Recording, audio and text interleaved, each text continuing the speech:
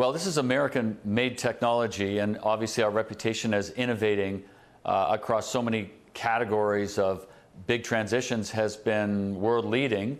But in the area of ground transportation, in the area of high-speed rail, there is no real American technology. So as a LA-based company that's grown from a garage and building towards 500 employees this year, 260 right now, in less than 27 months, we're demonstrating that we can really build something new, something different by bringing the brightest minds together, providing them with the capital and tools required to make this happen. And the answer to your question is, we can do this in the United States if we collaborate with governments, if we work and support and get the support from regulators, so we can actually dovetail with existing transportation programs and write a few new rules for Hyperloop. And I think those two things are the conversations we're having here as well on Capitol Hill.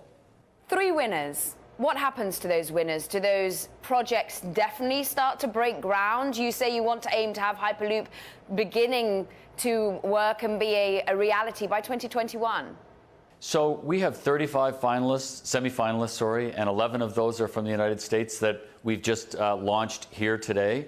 We're going to bring that down to about a dozen, and then really we have to do more work. We have to do detailed engineering studies. We have to really get to the next level of specific route analysis, the economic analysis, because we're doing this to actually transform economies, to drive economic growth and advantage. And there's a little bit more work to do with those 12 finalists, but then what we do want to do is when we find governments that are supportive, we're working with a route that actually makes good sense for us to build that first production system.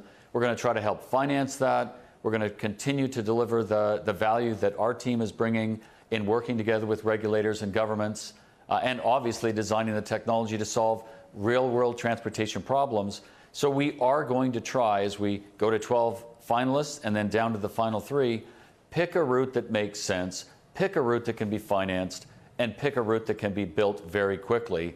That's going to get us to a system in production in 2020 to 2021, and we are very, very encouraged and hopeful that 1 or 2 of those could be right here in the U.S.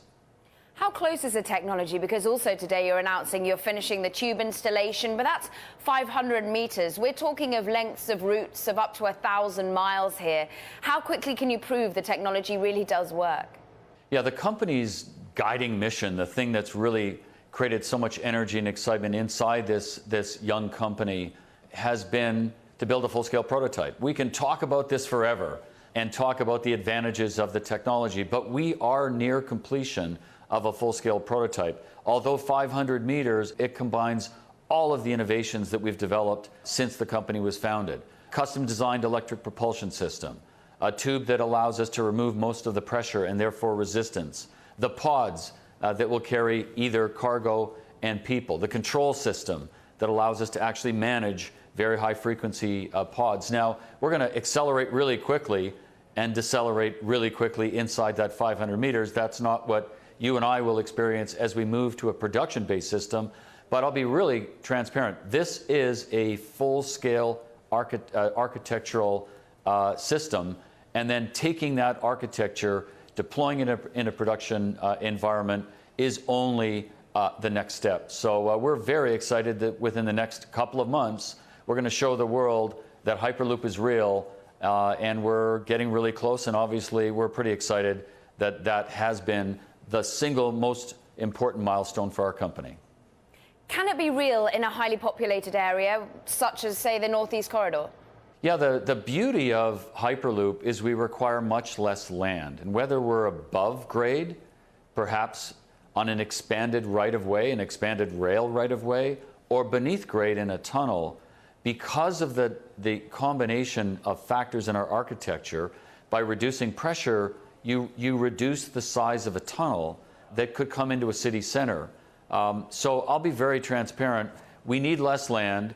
We can be 2/3 the cost of high-speed rail, 3 times as fast. And in our analysis and what we've been sharing today with experts from around the world, we can deliver 2 to 3 times the economic benefit of any other mode of transportation. That's on the efficiency of economy, the ability to create very large labor pools between different centers and major cities. So we can go in places that other modes of transportation find difficult. And the Northeast Corridor is one of those where I think Hyperloop will make sense, and we've got some work to do there.